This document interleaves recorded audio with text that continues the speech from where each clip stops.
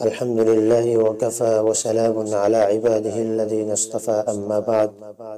فأعوذ بالله من الشيطان الرجيم بسم الله الرحمن الرحيم يا أيها الذين آمنوا كتب عليكم الصيام كما كتب على الذين من قبلكم لعلكم تتقون صدق اللہ العظیم۔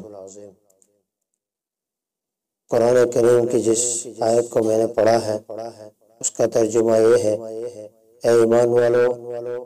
تم پر روزے فرض کیے گئے ہیں جیسے کہ تم سے اگلی امتوں کے اوپر فرض کیے گئے تھے تاکہ تم تقوی حاصل کر لو۔ آگے فرمایا ایام معدودات، یہ روزے صرف چند دنوں کے لیے ہیں۔ مفسرین نے اور ہمارے مشائخ نے اور صوفیاء کرام نے، بزرگان دین نے روزے کے اندر چند چیزوں کے اہتمام کرنے کو کہا ہے، جس کے اندر روزے دار کو خاص طور پر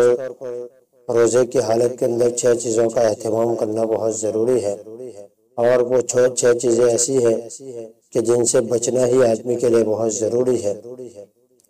اس میں سب سے پہلی بات جو بتائی وہ نظر کی حفاظت۔ نظر کی حفاظت ویسے ہر حال کے اندر آدمی کو بد نظری سے بچنا بہت ضروری ہے، لیکن خاص طور پر روزے کے حالت کے اندر آدمی کو اس سے بہت بچنا ضروری ہے اہتمام کے ساتھ، تاکہ کسی بیجا جگہ پر اور کسی غلط جگہ پر نظر نہ پڑے۔ یہاں تک کہ روزے کی حالت کے اندر تو خود اپنی بیوی جو کہ حلال ہے روزے کے علاوہ وقت میں، اس کے اوپر بھی شہوت کی نظر سے دیکھنا جائز ناجائز قرار دیا ہے۔ دوسری چیز جس سے روزے دار کو بچنا بہت ہی ضروری ہے وہ زبان کی حفاظت ہے۔ زبان سے کسی کی چغل خوری کرنا، کسی کی غیبت کرنا، کسی کو ایسی بات کہنا جس کی وجہ سے اس کا دل ٹوٹ جائے، روزے دار کو ایسی چیزوں سے بچنا بہت ہی ضروری ہے، کیونکہ حدیث پاک کے اندر نبی کریم صلی اللہ علیہ وسلم سے جب پوچھا گیا، صحابہ کرام رضی اللہ تعالیٰ عنہ مجمعین نے پوچھا تو آپ علیہ السلام نے ارشاد فرمایا کہ روزہ ایک ڈھال ہے جب تک اس کو پھاڑ نہ دیا جائے۔ صحابہ کرام رضی اللہ عنہ مجمعین نے پوچھا کہ روزہ کس چیز سے پھٹ جاتا ہے؟ اللہ کے رسول صلی اللہ علیہ وسلم نے فرمایا کہ جھوٹ اور غیبت سے۔ روزے دار کو چاہیے کہ زبان سے بھی ایسی باتیں کہنے سے پرہیز کرے جس کی وجہ سے روزے کے اندر خرابی آ جائے، کیونکہ بعض علماء نے تو یہاں تک کہا ہے کہ اگر آدمی روزے کی حالت کے اندر غیبت وغیرہ کرتا ہے، جھوٹ وغیرہ بولتا ہے تو اس کا روزہ پھٹ جاتا ہے، یعنی فاسد ہو جاتا ہے، اس کو روزہ واپس رکھنا پڑے گا۔ لیکن جمہور علماء کا قول یہی ہے کہ اس سے روزہ فاسد تو نہیں ہوگا، لیکن روزے کے اندر خرابی اور نقص ضرور آئے گا۔ تیسری چیز جو ہے وہ کان کی حفاظت ہے۔ روزے دار کو چاہیے کہ روزے کی حالت کے اندر ایسی چیزوں کو سننے سے پرہیز کرے جس سے اللہ اور اس کے رسول صلی اللہ علیہ وسلم نے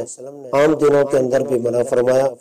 اور روزے کے اندر اس سے بچنے کا خاص اہتمام کرنا بہت ہی ضروری ہے۔ چوتھی چیز جس سے روزے دار کو بچنا بہت ہی ضروری ہے وہ بدن کے باقی اعضاء ہیں، جیسے ہاتھ ہے، پیر ہے، یعنی ہاتھ کو ایسی چیزوں سے پکڑنے سے بچانا چاہیے، غلط چیزوں سے پکڑنے سے بچانا چاہیے،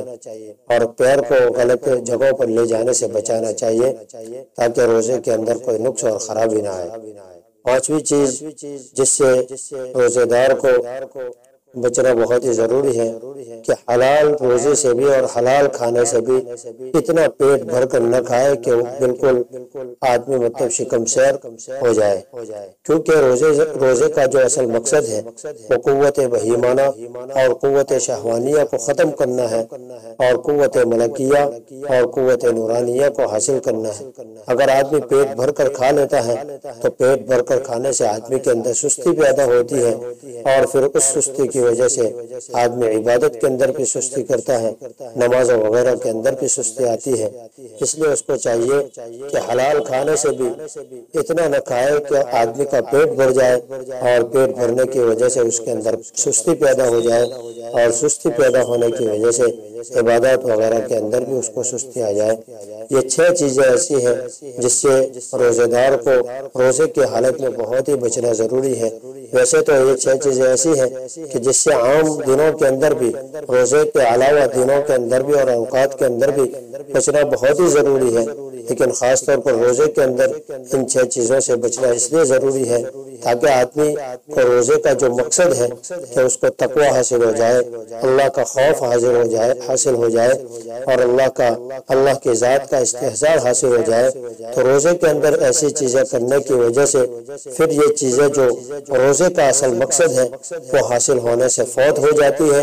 اور پھر آدمی کو روزہ رکھنے سے جو برکات اور انوارات حاصل ہونے چاہیے وہ حاصل نہیں ہوتے۔